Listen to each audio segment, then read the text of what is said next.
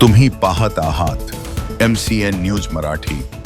जल व मृदसंधारण विभाग अकोट यांच्या माध्यमातून अकोट व तेल्हारा तालुक्यामध्ये कोल्हापुरी बंधारे बांधण्यात आले आहेत। हे दोन्हीही तालुके खारपार पट्टा घोषित असल्यामुळे कोटी रुपयांचा निधी बंधाऱ्याच्या बांधकामावर टाकण्यात आला आहे। परंतु जनसामान्यांच्या चर्चेनुसार वरील निधीचे बांधकामे हे लोकप्रतिनिधीचे नातेवाईकच ठेकेदार असल्याची चर्चा रंगली आहे। आलेवाडी कोल्हापुरी बंधाऱ्याची परिस्थिती पाहता विदारक परिस्थिती आहे, तर बंधाऱ्याचे पाणी अडवण्यासाठी चक्क ताडपत्रीचा वापर करण्यात आल्याने फुटका डोळा काजळाने साजरा करण्यात आल्याची चर्चा नागरिकांमध्ये होताना दिसत आहे। अकोट व तेल्हारा तालुक्यामध्ये कित्येक बांधकामे अपूर्ण पडून आहेत, तर 2 ते 4 वर्षांमध्ये शेतकऱ्यांना यामुळे कोणताही उपयोग नाही। शासनाचा करोडो रुपये निधी हा कुणाच्या घशात घालण्यात आला की नातेवाईक असलेले ठेकेदार यांच्या घशात घालण्यात आला। वरील प्रकरणाची सविस्तर तक्रार दाखल करण्यात आली, परंतु जल व मृदासंधारण विभागाचे अधीक्षक अकोला यांनी दिलेल्या तक्रारीनुसार कोणतीही चौकशी किंवा पाहणी सुद्धा करण्यात आली नसल्याने नागरिकांमध्ये संभ्रम निर्माण झाला आहे।